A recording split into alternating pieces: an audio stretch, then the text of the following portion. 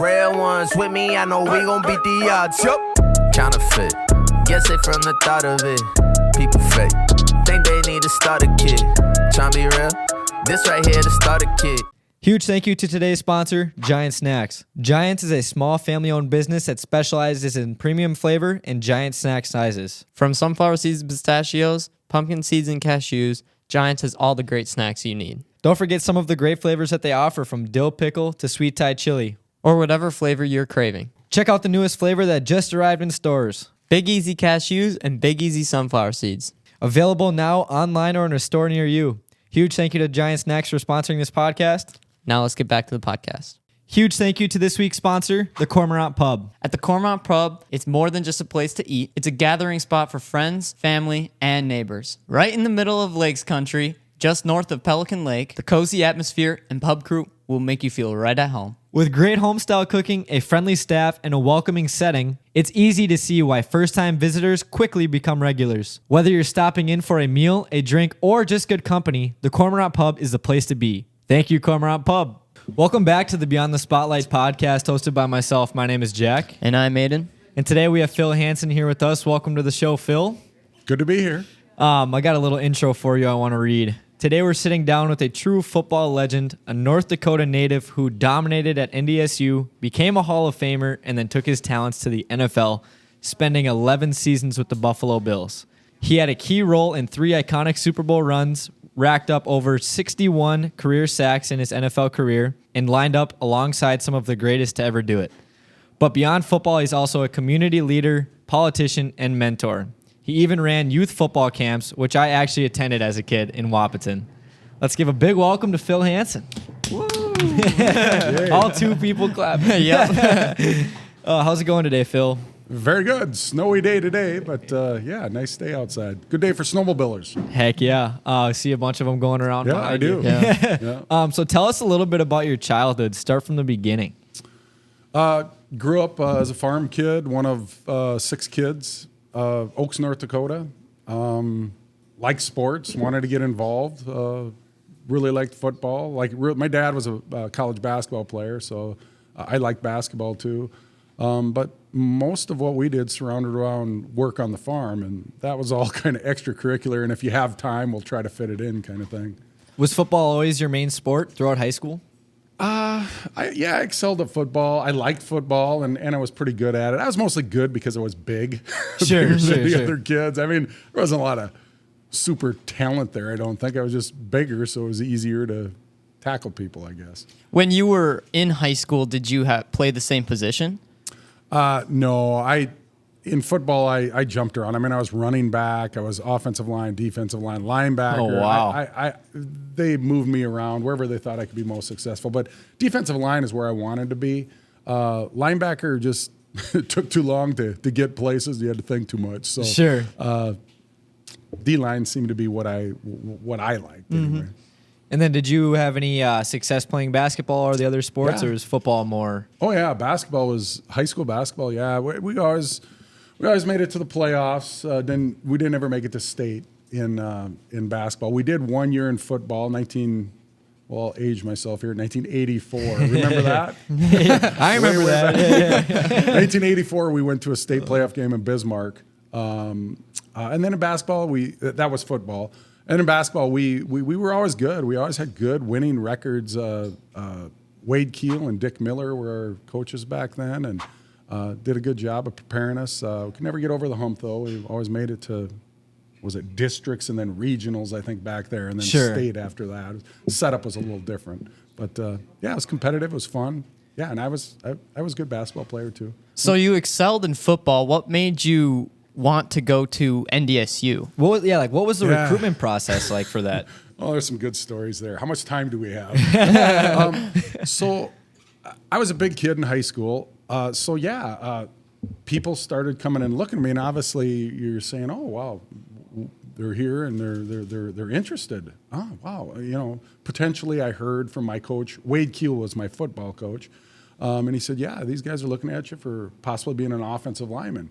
NDSU and UND were the 2 biggest colleges that recruited me. Sure. And then Valley City and NDSCS. It was North Dakota State College of Science back That's what it is now, actually. Is it still? Yeah. Yep. Or was it NDSCS? Or yeah, okay. Yeah. So they recruited me, but I wanted the biggest challenge I could get, and it was between NDSU and UND, but I didn't know anything. My parents couldn't help me; they didn't know anything about being recruited or anything either. But it was really nice to have coaches come down there and say, "Hey, we'd like you to come and play football for us," and that's pretty prime back in my time. Right. And you could tell all your friends at school, wow, I had this guy from UND down and he wants me to play football for him. So I remember when the rubber met the road, it was UND, I think, that offered me first. They said, we want you to come to UND. We want you to redshirt. And I'm like, we want you to redshirt and we want to give you a full ride to UND. And I'm like, yep, okay. And just stone-faced. And the recruiter left the room, and the coach said, wow, that was great, wasn't it? And I said, yeah, but what does red shirt mean? And what's a full ride? What does that mean? So red shirt means you practice, but you don't play the first year, therefore retaining your 4 years of eligibility. And full ride, I mean, I was a farm kid. We didn't have any money to send me to college. So they're going to pay for my college. So I'm like, whoa. Then I was happy and surprised, and everything that I didn't know before, I was made aware of. So UND, I think, made the first offer, and then NDSU made an offer too. And then it was really hard to choose between those two colleges. And people ask me, well, why did you choose NDSU over UND? And I don't know. It was a feel. Maybe it was a little closer to home. I don't know at that time. It's hard to remember, but made the choice to go to NDSU, and kind of flourished from there. What was your, did you end up redshirting at NDSU, or did you play right away? Nope. I redshirted my first year. I'd never lifted weights in high school. I mean, we had one of those universal machines. That's all we had. I mean, sure. We'd walk by it and kind of, hey, what's this? Oh, yeah, let me pull on that. See what that is. It's kind of cool. But, I mean, that's all we had. We had there was no strength training. There was no jumping, running. There was nothing. In college, did you see more of that, or even? Welcome to what I thought was the big time. Yeah. Sure. Oh, yeah. Weight rooms twice the size of this room, and weights. And one of the most embarrassing moments in my college football was we get in there to NDSU and they say, hey, we want to test you out. We want to see where you're at. So they'd run you in a 40-yard dash and chart you and stuff. Oh, I've never done that before. And then they said, well, we want to see what you bench. Bench, what's that? So they say, come over here. And there were guys from the cities that they recruited too, the Twin Cities. And I remember Marty C., a good friend of mine now, but at the time we were incoming rookies. And he gets up on the bench and he does like, I don't know, 225, 235 or something. I'm looking at him like, oh, that's the bench press. Okay. Oh, no. I can do that. So I got on there the first time and they put some weight on there and I did it. I'm like, whoa, that's a little heavier than I thought.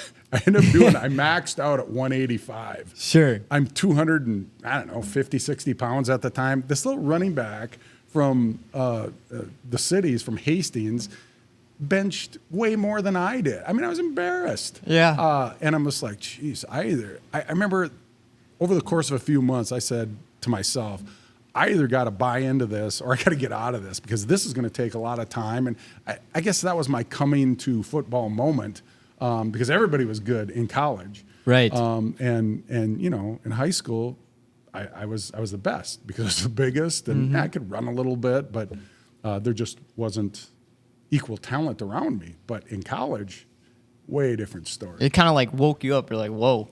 It's interesting because like Oaks, North Dakota, and you're very well known there because of your legacy that you've done. But there was no weight room or anything like that, and you just weren't used to it. And then now you're going to college and you're starting to see these people who have been lifting for a while in it, and you're like, wow. At NDSU, were there any memorable moments on the field? Oh, all kinds. I mean, we won the national championship in 1986. I was a redshirt that year, but gee whiz. I mean, I probably did the most work that year. I was on the scout team, so I got beat up, but I never stopped. And, the offensive linemen hated me. They said, damn it, Hansen, slow down.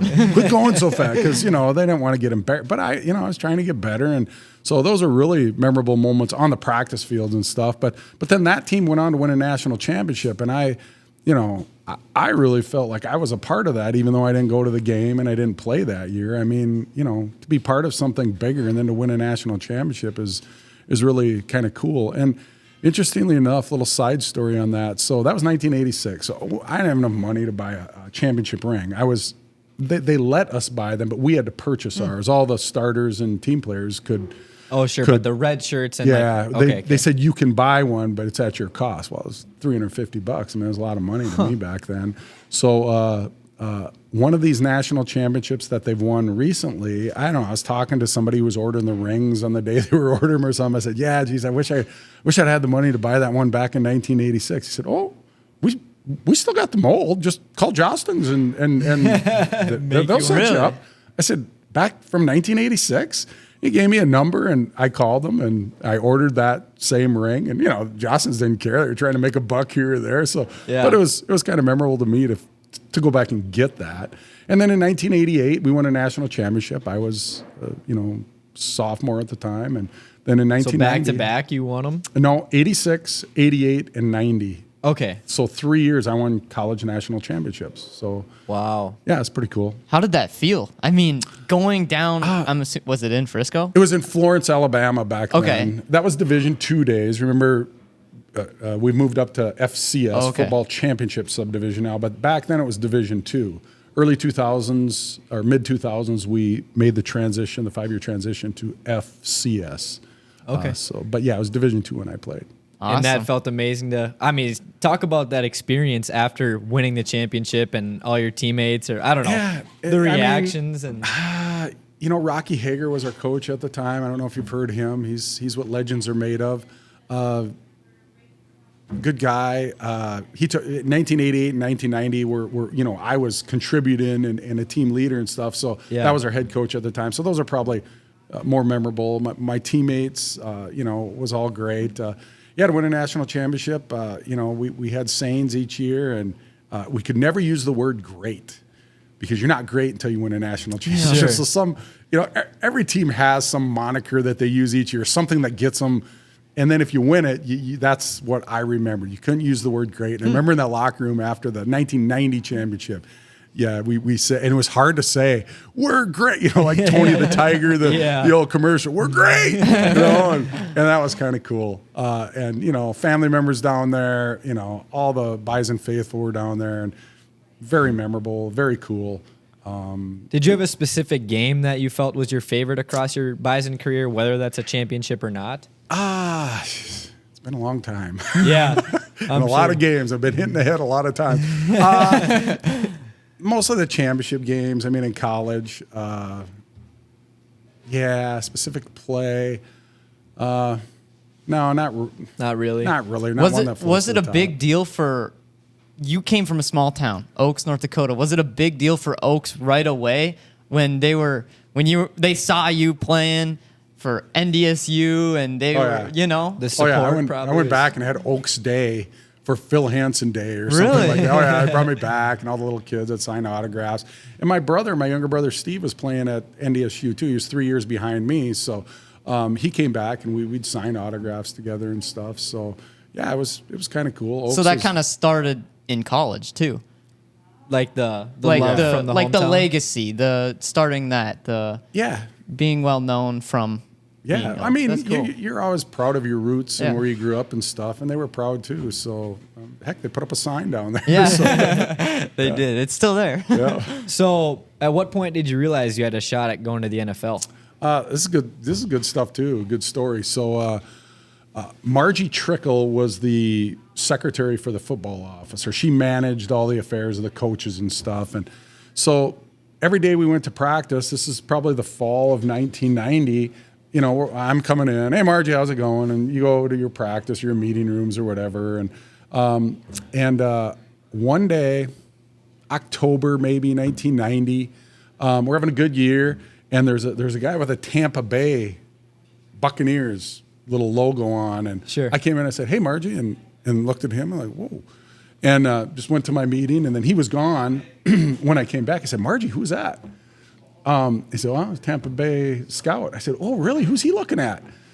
And Margie gave me this look. She's like, Well, who do you think? I really, honestly, I didn't really know. Kind of oblivious to that? Yeah. I mean, we were concentrating on college football, and I never really thought past college football. Wow. And so that was when my eyes were kind of opened a little bit. And there were a couple of, Tony Satter was another running back that they were coming in to look at and stuff. And so, yeah, that was midway through the season was kind of the first time my eyes were open to possibly playing professional football. Well, if they're here looking at me, they must see something. So, Right. yeah. Before we get into your career in the NFL anyways, did you get inducted into the NDSU Hall of Fame much later in life, or was that pretty close after?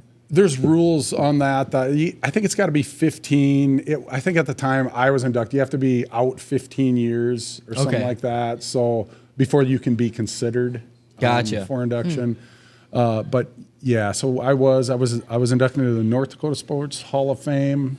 How was that for you? I mean, let's talk about both Hall of Fames. Is there any other accolades from North Dakota that you mentioned? I'm trying to remember from before. No, NDSU and North Dakota Hall of Fame were them. North Dakota Hall of Fame was over in Jamestown. They did a big banquet and stuff. It was kind of cool over there. And then NDSU had an event. I wasn't the only one at NDSU. I think they picked 4 or 5 people a year, and for a representative of each sport. And yeah, I had my time that I went in. But yeah, it was cool. It was nice to be recognized in that way. It was fun. And does your jersey get retired in? No. I mean, I don't know if they do that in college, to be honest. I don't know if that was a dumb question. If they retire too many jerseys, I mean, there's not going to be any jerseys for future people to wear. But well, you made it 11 seasons in the NFL. No. I feel like that's pretty. Wow. I feel like that's acceptable. You. Yeah, of course. And you're in the NDSU Hall of Fame. But so what was that like to accept that award? And I'm sure you gave a speech during that. Yeah, I don't remember specifics of it, Sure. what I said, but yeah, I was very thankful for that and thankful of them thinking of me in that way. And yeah, it was good. So did you go to the combine right after, or you know what? Did they have that? Go ahead. Let me take you through the transition. See if I can all remember the transition from college football to the NFL. So I'm going to take you through a timeline. So 1990, fall of 1990 was my senior season at NDSU. We won the national championship, I think about December 10th. Okay. December 10th, 1990, and then I was in November and December. I was invited to All-Star games to come and play because I didn't know it at the time probably, but the NFL people wanted to see if I could compete with higher level football. Remember, I was a Division II kid, right? Dominating in Division II, but can you play at FBS or FCS, or can you play at better talent? So won the championship in December 10th, 1990. Played on in the blue-gray game on Christmas Day, 1990. Played in the All-American Classic in January sometime, 1991. Okay. And then I played in the East-West All-Star game. That was probably the biggest game for me because that's where there was talent from Colorado and Florida and, all big schools for me. So I played in those 3 games. Well, I just came off a season. I knew the combine was coming, and I was invited to the combine. That was in February back then. Well, I was playing in these all-star games, which were necessary because I had to see if I could compete, or they wanted to see if I could compete. But I didn't have time to practice, this weightlifting and running and all the drills you do at the combine. So yes, I was invited to the combine, but I wasn't prepared. But it wasn't my fault. I don't think I didn't have time because I had all these other obligations to do that were important to my journey to the NFL. So, yes, I went to the combine in February. I came out. My movement was spectacular. It was top 5 of all the defensive linemen, but my lifting, my weight room stuff really lacked. So back then, they tested you to see how many bench presses you can do at 225 pounds. That's 2 big plates on each side. For those who don't know, well, I only did 17. Wow. The standard, it's still a lot, I feel. Well, now, but the standard at that time was, 25 is kind of the low end. Sure. So,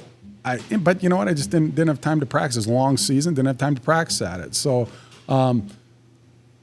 yeah. But the combine was really cool. Interviews, Wonderlic tests. I mean, crazy questions. Just to see how fast you can process.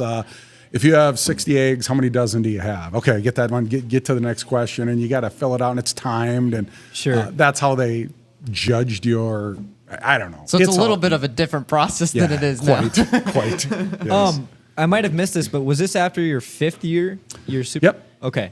Yep. So you got I to was play all 4 years through college, and then obviously Correct. redshirted Yep. your freshman year. Red shirt, 4 playing years, and then and I was 23 at that time. Okay. I would be 23 after I was drafted. Yep. So then when is the draft for you back then? The draft was April, I believe. But Okay. back then, the draft, they wanted to get it over as soon as they could. Now they've turned it into a production, and hey, let's sell marketing ads and stuff and see if we can make some money at it. And they can. Yeah, and it's like back a then- 3-day event and all that. Back then, it was 2 days. First, second, third round, and then the rest. We went 12 rounds back then. Sure. So now what do they do? 7, I think. So, they just wanted to get it over with as fast as they could, and then get you in the following weekend to a weekend kind of retreat camp, whatever.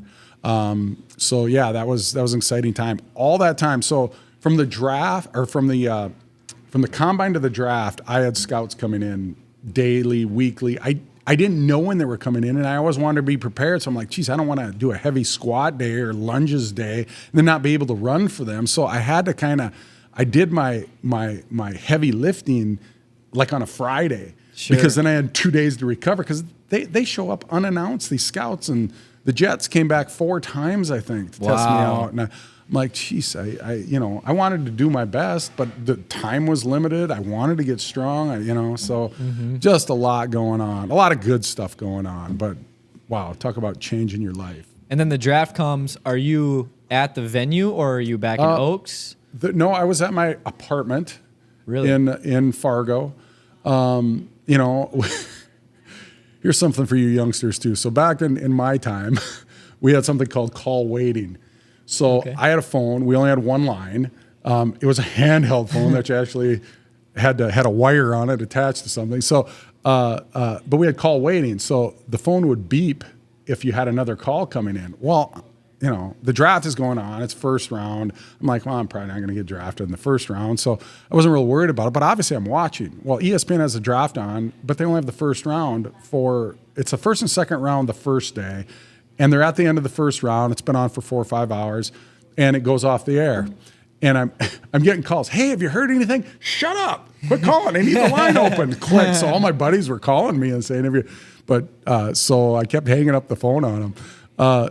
So the call finally did come for me. I was drafted in the second round, the end of the second round, about 6:30 on draft day. I don't remember exactly what day it was, but just whirlwind. I think the head coach talked to me, the defensive coordinator. So Marv Levy was the head coach. Walt Corey was the defensive coordinator. Defensive line coach Chuck Dickerson, and I don't even remember the GM Bill Polian.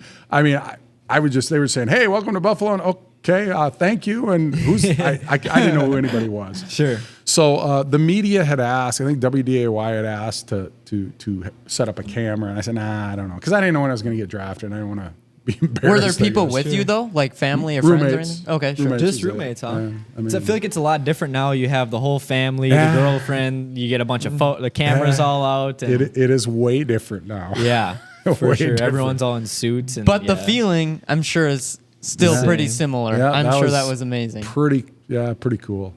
So then, Awesome. what was the transition like getting into Buffalo, seeing that stuff, and then how was practices, and All was right. it a whole different level, I'm assuming?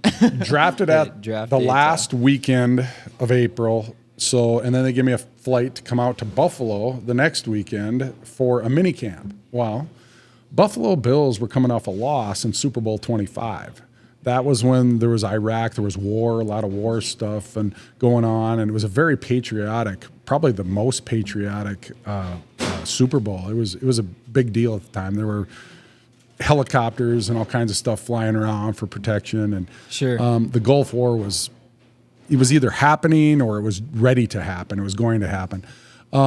So I went into the locker room. Well, all these guys that I admire and had watched in the Super Bowl a couple months earlier were in this locker room, and I'm in there with them.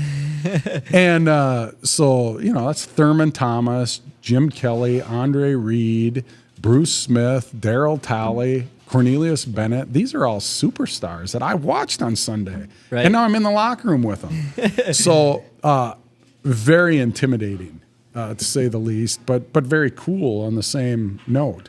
But they're all kind of pissed off because I lost the Super Bowl. So I just did a little observing, just kind of watch and shut my mouth, and that was it. A couple good stories on that first weekend, though. At the Buffalo Bills Stadium, the defensive line meeting room was on the 4th floor. The locker room was on the 1st floor. So we finished our meeting on the 4th floor, and then we went down. We're going to get ready and go out to practice. Well, I asked the coach some questions after the meeting about, hey, how does this work or something, and he answered them. So I went on. I got on the elevator by myself and started going down to the locker room. I'm like, oh, geez, I hope this goes all the way down to the locker room. I hope I don't see anybody. Yeah. And so it goes down to the 3rd floor and stops. I'm like, oh, no, who is this? I don't know anybody. I don't want to see anybody. And in walks Thurman Thomas into an elevator. I mean, he's the star at the time. Think of your sports hero. That was how it was for me. So he walks in, looks at me, turns around, and I don't think I took a breath the next 2 flights going down to the locker room. And did he say anything? Did you talk at all? I'm getting to that. He didn't say anything in the elevator. In the elevator, okay. He walks off the elevator after the doors open. He turns around and looks back at me and he says, "You're from North Dakota?" And he walks away. And I remember thinking, you know what? He doesn't know my name, but at least he knows where I'm from. Yeah. And we had lots of fun discussions about that years later about, do you remember that? Do you remember when we were in that? Yeah, kind of, whatever. So it was a good, as it happened later on. So that went to that first minicamp weekend. Got a playbook, got to see my peers who were also drafted. Before you know it, we're into the season. So I came back, got a little lifting in June and July. Went back to Buffalo the 2 weeks of June to get there was something you could do for 2 weeks. They, started working the young guys out. And then since you were in a Super Bowl, you get to play in pretty cool games in the preseason. There were 4 preseason games back then. Our first one was in London, England, and it was against the Philadelphia Eagles. So my first contact with football in the NFL was in London, England, against the Eagles. And I'm sure you've never left the country before that. I don't think I had. No, probably not. Did you get some playing time in that game? Yeah. Oh, yeah. Yeah, pregame, or preseason. Or preseason, we I got all suppose. kinds Yeah, that's right.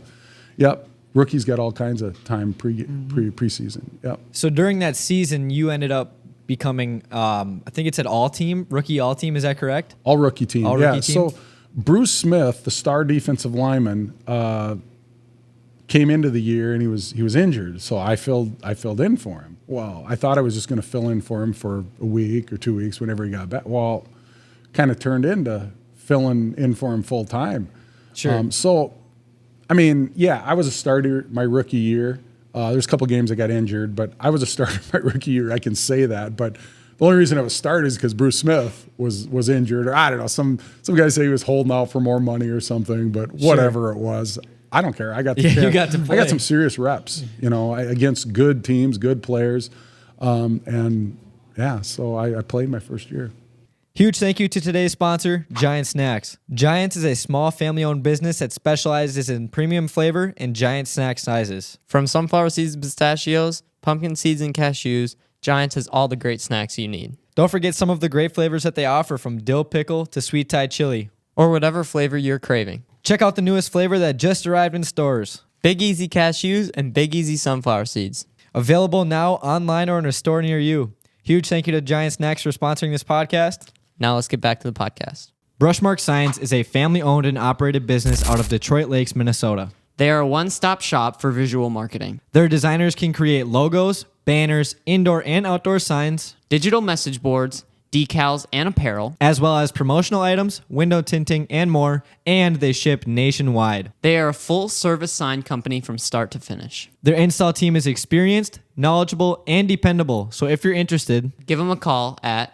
218-847-3599. or visit brushmarksigns.com. Thank you guys for sponsoring this podcast. Now let's get back to the podcast. So would you say like the Bills Mafia, the fans back then, were they stronger than they are now? Was that still the same culture as it is today? We had great fans back then. And winning means you have great fans. Yeah. I mean, and we were winning, so I think we had great fans. The Mafia, that hadn't been established yet, I guess. Sure. But it's kind of cool.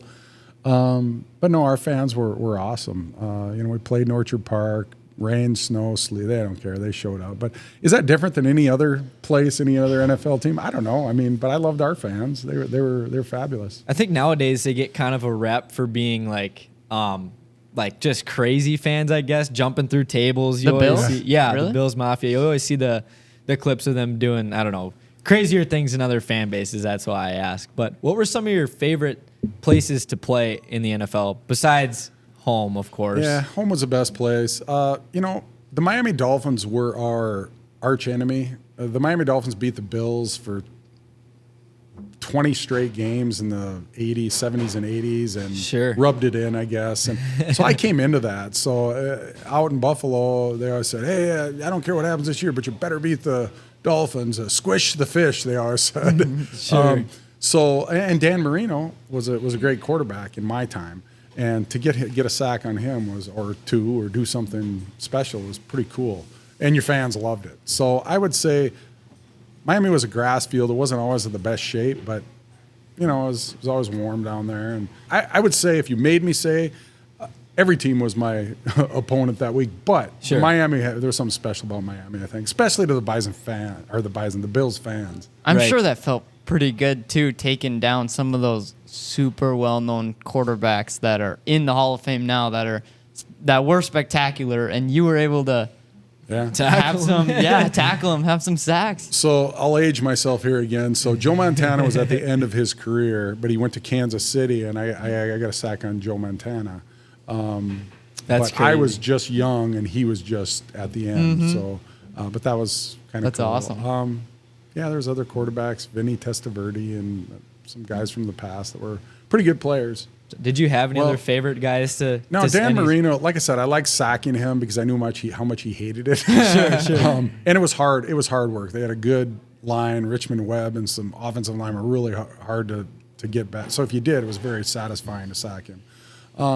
Like I mentioned, we watched some of your highlights. Did you have any? Well, I'll tell you what we saw, but did you have any go-to sack celebrations back then that you can remember? Sack celebrations? Yeah, celebrations. Listen, I'm a farm kid from North Dakota. I'm not going to embarrass myself anymore. Everyone's got them nowadays. I feel like that might have been less common back when you played. No, it's pretty common. Sure. But, Marv Levy, I always kind of took what Marv Levy said. He said, you know what? When you score a touchdown and you get a sack, when you do something spectacular, act like you've been there before and you'll be there again. Yeah. So it's kind of normal. This is what I do. And because I wasn't a very good dancer, I didn't have a sack dance. I kind of took that advice, I guess. But man. as I was 4th, 5th, 6th, 7th year into my career, some of the younger guys were, "Hey, man, you got to have a sack. Do this and do this." And I'm like, yeah, no. Oh gosh. Did you have any other moments on the Bills that really stuck out to Yeah. you? You want to touch on? Well, I scored a touchdown, picked up a fumble, a sack, forced fumble, picked that up and ran it back against the Raiders. We had the greatest comeback in NFL history until the Vikings beat us out on that. But I And led you the were team on in that tackles team? at it. Absolutely. Yep, it was a Sure. playoff game. We were down, we were down 28 points at halftime. Marv Levy said something at halftime. I'll never forget. He said, at the end, we're done. We're getting crushed. Playoff game, wild card game, Houston Oilers, which became the Tennessee Titans. The Houston Oilers are beating us. Warren Moon, they're killing us. We're down by 28 at half. Marv Levy, before we go out, says, "Hey, let's go out there, guys. Come on, let's get it. Let's go have a Garrison finish." And I remember that. Garrison finish. What the heck is a Garrison finish? Well, it's come from behind win. I later looked it up. It's come from behind win, and I'll be damned if he wasn't right. So we went out there. Frank Reich, our backup quarterback, is playing because Jim Kelly, our starter, is injured. So he plays, and we get the ball, starts second half. He drops back. He throws a great pass. And then all of a sudden, we're down 35 to nothing or something like that. We're down 32 points. 32 Sure. points. He threw an interception. They ran it back for a touchdown. Oh, no. So in the stands, 80,000 people, 80,000 Bills fans hung around after halftime, see if there was a chance.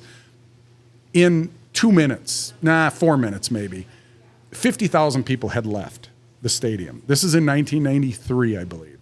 They left. And we slowly started coming back. We score a touchdown, stop them on defense, kick a field goal, and you're like, okay, we just need 4 touchdowns and a field goal, and we're tied. Okay, so well, now we only need 3 touchdowns. Now we need 2. Now we don't need the field goal. Now, and before you know it, it's the fourth quarter, and we're right there. Well, the fans who left, there's no second admittance policy. You can only come in once. They broke down the fences to get back in to see the game. Wow. And at that time, we came back from 32 points. It was the greatest comeback in NFL history until the Vikings beat us with 33. But so that was like my second or third year of my career. So anytime I was at an event or autograph signing or something, and this came up because it did in Buffalo because it was a big deal. Mm-hmm. And I said, "Are you one of those people that left the game?" Not one person ever said they left. I wouldn't the stadium. But I know 50,000 people left. That's crazy. I'm sure it was noticeable too. The stadium was empty. Wow. They were just lining up to get out. Yeah. See, that's crazy because you're a player seeing that. You notice that. How does that make you feel? I mean, well, you know what?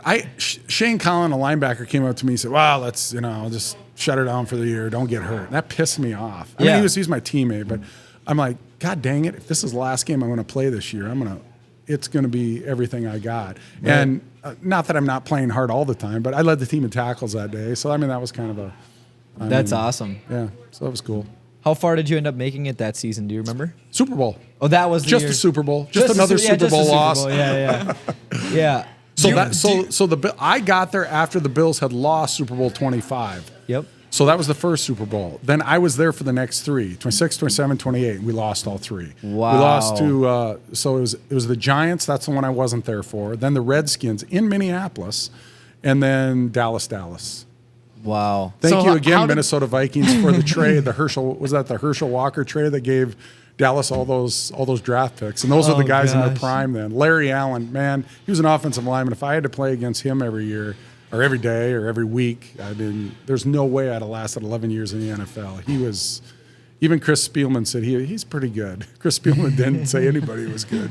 What are some of those other moments, similar to like what you said, other things that might have been happening around the time in the NFL that were big? I don't know, it's just such a different time and so much different stuff happened. I think in the 90s, I mean, one thing that really kind of jarred me, I guess, is we came into the league. It was just kind of assumed that every player kind of took a charity under their wings, and by the end of my career, that wasn't that nobody really did. It was kind of they were just doing their own thing, and that's one thing just outside of the game of football that I think changed. And then also coming back to NDSU, I always wanted to beat UND, but it was a competitive rivalry. But the hate. The all-out hate, I don't hate UND. Right. But the all-out hate from the fans, that changed in the 90s for me anyway, because I just, it was always a fun, competitive game, and you could still go out and have a beer with each other after it, and that changed. Now, you went to UND, I automatically hate you, I hate your dog, I hate your cat, I hate the way you live. And I didn't, I want to, when NDSU plays UND, I want to win. I want NDSU to win. Right. But I don't hate them. Mm-hmm. And I don't know. There just seemed to be a change there somewhere. What would you say was like your closest? I mean, you went to 3 Super Bowls in a row. What was the closest game out of those 3? The 2 Dallas ones, we didn't have a shot. Probably the one I wasn't there for. Was the closest? Yeah, because it was a missed field goal right at the end of the game to win it or lose it. And Scott Norwood missed wide right, and we lost. But that feeling of being in the Super Bowl, I mean, that's just the dream of any player in the NFL anytime, today, Thanks for making me feel good. It doesn't help. I would give up. I'm trying. No, it had to have felt good, though. Yeah, certainly it did. But I would give up the right to go to 2 of the Super Bowls that I went to. Win one to of have them. won one of them. Yeah, I Dang. would. Just to say that you're the best, you're on Yeah. top at one point in your life. It's just, yeah. So, from our fan perspective, we might feel a little sympathy for that kicker. You know, like, I don't know, it's really sad, whatever. But as a player, how did the other players react to the kickers? Oh, they were miss, supportive, you know? very supportive. So was the whole community. I mean, that was the Bills' first Super Bowl. They came back to Buffalo on a flight. They drove downtown. There's 30,000 people downtown at the, public square or whatever. Sure. In the middle of winter, February. In Buffalo. In Buffalo to support that kicker. I mean, he felt awful, Yeah. And he kind of lived it the last. That's what he was known for. I mean, how many kicks did he make Right. to win games? But that's what he's known for. How awful of a feeling is that to have that as what you're remembered for? So I really felt bad for Scott, but that's. How did you yourself personally play during those Super Bowl games? I didn't have sacks. Didn't have a ton of stats. We were always playing catch up. I don't know. I suppose I had a fumble recovery in one game, but it was at the end. It was garbage time. Didn't matter. Sure. I got injured in one game, the Atlanta Super Bowl against Dallas. I subluxed my hip. That wasn't fun. Did you go out the rest of that game? Sublux your hip means your hip popped out. Okay. Oh. So, Didn't know that. Maybe they could have taped it up or something. I wasn't coming back. Back then, it seemed like you could damn near break your leg and just try and get back in. It seems like now it's a little bit That was a different pretty too. big injury. Actually, just talking about it makes me squirm a little bit. It kind of still hurts. Can you tell when it rains or whatever, or when it's gonna rain? I feel like- I can tell always when it's there. Yeah. Sure. Awesome. What other moments do you want to discuss on your NFL career? Now, the Super Bowls were probably the highlight. That greatest comeback in NFL history. I use that at the camps all the time. Yeah. My kids' camps, hey, never give up. Well, that's an example of never give up. I mean, because you never know when you can come back. 99% of the time you're not going to, but still never give up. Always give your best. And you know what? One of those times will be a shiny moment when you can come back. Did you have a specific quarterback that you just wanted to take down? Like any beef between you and another quarterback, for example? No, like I said, the Dan Marino one was probably one I got most satisfaction from. Sure. Did you talk a lot of trash on the field? No trash. Did you hear a lot of trash talk from others? Oh yeah. Sure. It was mostly, DBs and wide receivers. I don't know. They had a lot more. Linemen are. When you get 7-8 plays, you're like, Yeah. you get into your stance, getting ready. You don't have a lot of time to trash talk. But I mean, Shane Conlon was a linebacker early in my career. I'm a rookie in the huddle, and he's calling the play, and he's like, come on from the side. They're up to the line already. The offense is, and he's like, what's the play? And I'm a rookie, just eyes as big as saucers. What's the call? What does the call going to be? And Shane Conlon in an NFL game says, screw it, just play. He said, and I'm like, oh no, I don't know the call. I mean, that was a fearful moment for me from Shane. Oh, man. My first year, Darryl Talley kind of took me under his wing. He was an outside linebacker, and I was learning on the run. Yeah, I did okay at times, and I got crushed at times. But he'd always make me feel like I was part of that team, part of the defense. And our defense wasn't really good that year. A lot because of me. But I came along that first year. So, and Darryl Talley really, he always encouraged me, and that I needed that. Any other guys you looked up to on that team right away? Well, Bruce Smith, just because of what he could do. But Bruce Smith was a unique individual. You can't, you're playing next to Bruce. You can learn all of his tricks. His body was built in a way that your and my body do not mold and bend the way his does. We would run plays back on the film, and it would look like trick photography. The things he could do to maneuver his body, legs, arms, running parallel to the ground, and how the hell do you do that? You can't teach that. He had something different given to him in his body that the rest of us didn't, and it really lined up to football and sacking quarterbacks. And I don't care how much practice you did. There's no way you're going to achieve that. I think he had he had the longest femur that I've ever seen. his from his hip to his knee bone, it was longer than normal people. And I think whatever that was, and however his body was configured, it was just great for rushing quarterbacks. Did you have a wife and kids during your career? I didn't get married until 98, so I came in 91. I got married in 98, and our first kid was born in 2001. That was my last year. Yep. She was born my last year, and then had another girl and a boy. And now I'm an empty nester now. So where did that 25 years go? Did you meet her in Buffalo? No, I met her at North Dakota State. Okay. Didn't date or anything. Met her after I'd been out to Buffalo for several years. And then when you get a kid on the ground, then things change a little bit. So, yeah. So over your entire NFL career, what would you say is your most proud moment? Or what are you the most proud of? You know, at my retirement talk, so I told the team before the last game, we weren't going to make the playoffs that year. I was in Miami. I told them before the last game, I said, hey, and I knew I knew that was my last year going in. I'd only told my wife, and I think maybe one other person. So we went the whole year, and before the last game in Miami, I told the team, I said, this is going to be my last game. And so, and I said, I just didn't want it to be a distraction. Sure. So played the last game. I got out of the locker. I didn't want to talk to the media afterwards. So I got out of the locker room, got on the bus. We got back to Buffalo, and the next day they wanted to have a press conference.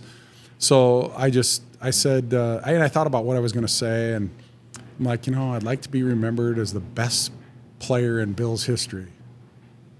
Well, that's not going to happen. Maybe just the best defensive lineman in Bills history. Oh no, that guy named Bruce Smith is there too.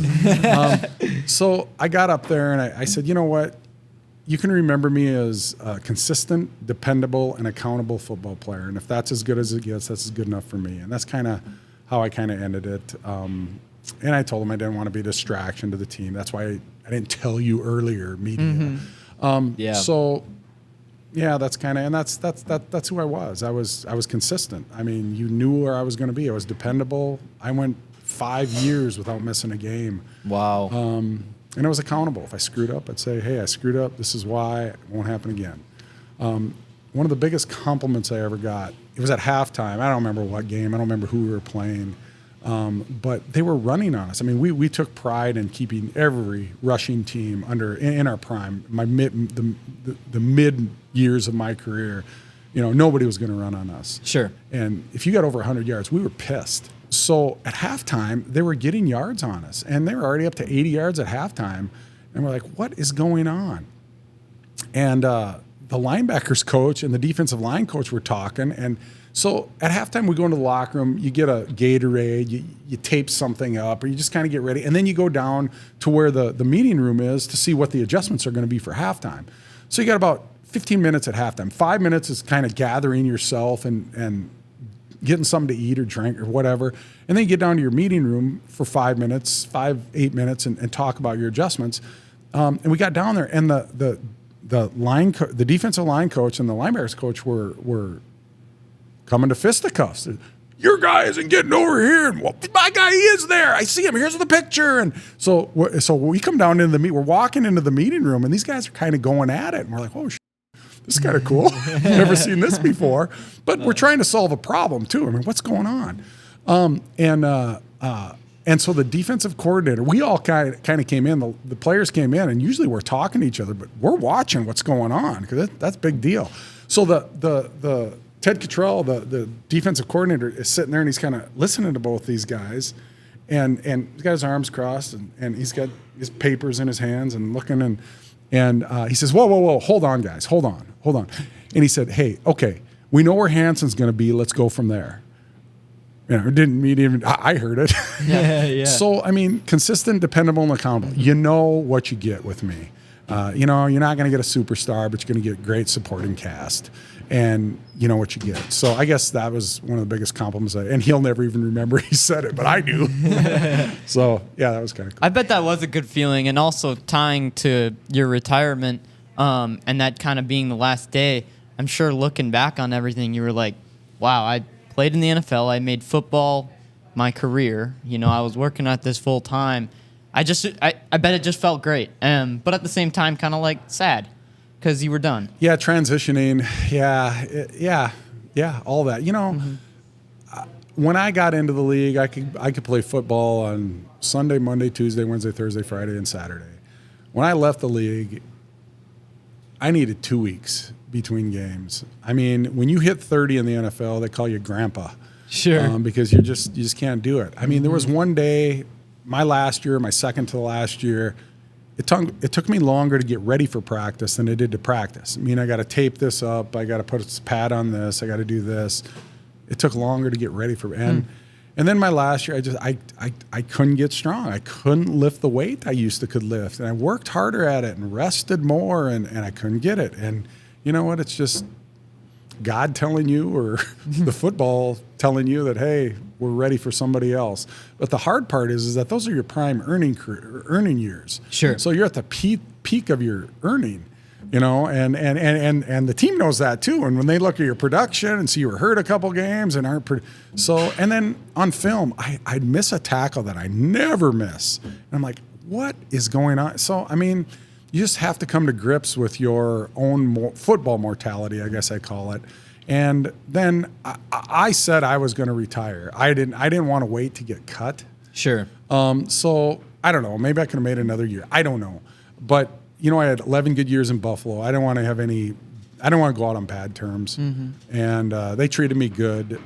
The Buffalo fans were great. I had a great time there. I had a lot of friends there. I didn't want to leave on a sour note. So I guess you could say maybe I beat him to the punch. Left a lot of money on the table, but I knew I was done. I knew that whole year was going to be my last year. Immediately following that retirement, did you come back here? Did you stay in Buffalo for a while, or what did that look like for you? What did I do after that? Okay. Yeah, so our season was done in December. And yeah, we packed up in January and we moved back here in February, I think.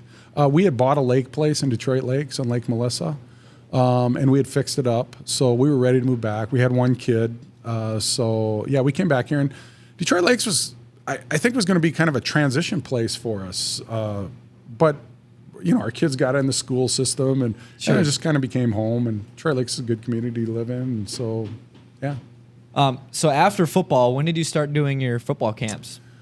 Well, initially I wanted to do a football camp for high school kids and a lineman camp. Yeah. And then so I did this, and I said, well, I got to have insurance in case somebody gets hurt so they don't sue me. And I don't know how I got hooked up with the Fargo Park District.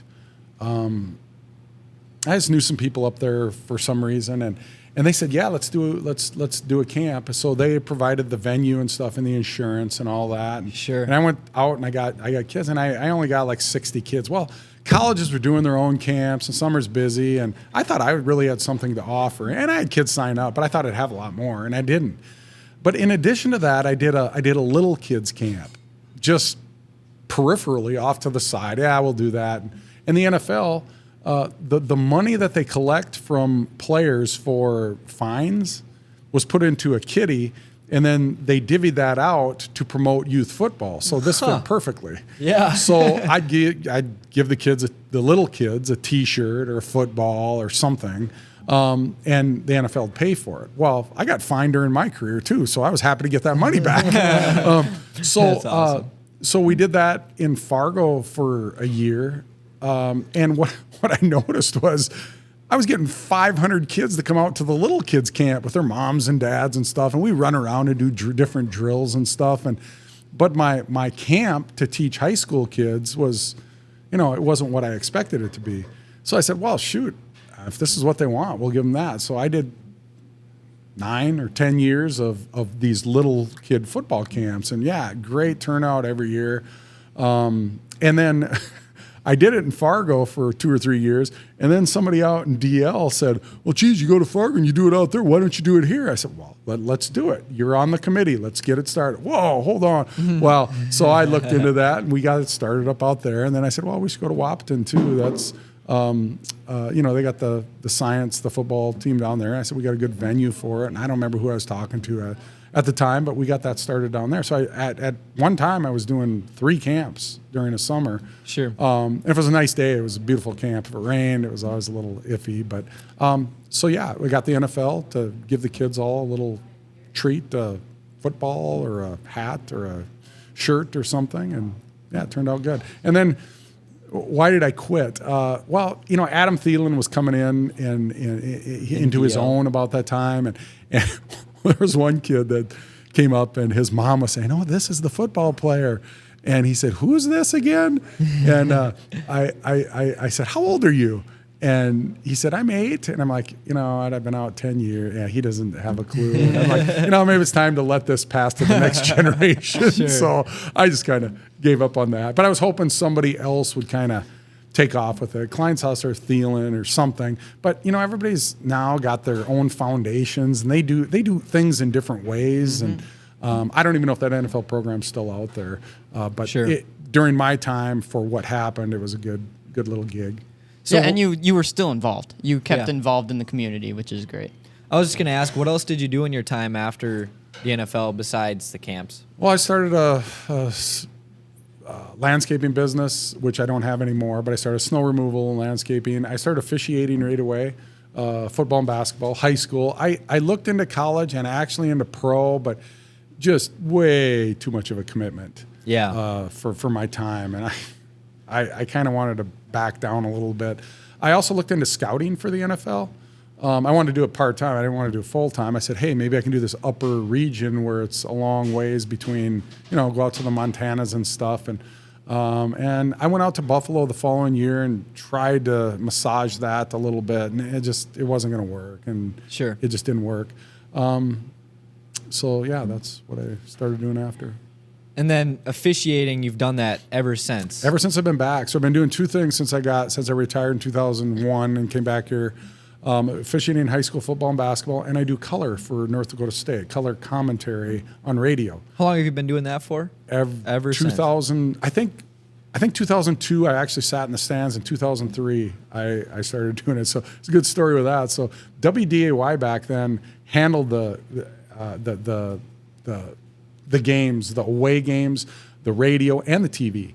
Well, we had a game out in Montana, and I was just a fan. I'm like, hey, so I knew somebody at the stadium, Stacy Anderson. I said, Stacy, could I get on your plane and fly out to the Montana game? I'd like to see it. No, sorry, Phil, the game's full, or the plane's full. I'm like, oh, okay, well, at least I tried. It's like 16 hours out to Missoula. It's forever. And I was reffing on a Friday night. I didn't want to skip the reffing, but I wanted to go to the game. He calls me back an hour later and says, hey, Phil, would you like to do color? I said, color? What do you mean? What's color? He said, just talk about football on radio. I said, yeah, that'd be great, I guess. I don't know what I'm doing, but I'd try it, but I don't have any way to get out there. Oh, don't worry about that. We got a seat for you on the plane, he said. Now they had a seat for me. And so that was the first game I did, and I've been doing it ever since. That's a skill, though. Did you pick it up easy? I always look for training and coaching on it, but I just say what I think. And I've looked for, hey, mentors in the NFL. Hey, how do guys do this? And talked to some guys who do it back in the NFL. And for the Buffalo Bills, there were some of my teammates who did. And well, how do you do this? But no, I've really not got any training or coaching. Play-by-play is really, that's tough. The color is just commentary. You're just saying why something happened the way it did or pointing something out. And one thing that's been really helpful is the officiating. If a flag comes in, I know what that official's looking for. We only have 5 officials in high school. They got 8 in college. But if a flag comes in, I know what they're looking for, so I usually can tell what the play is. So that makes me look smart, like I know what I'm doing. Yeah.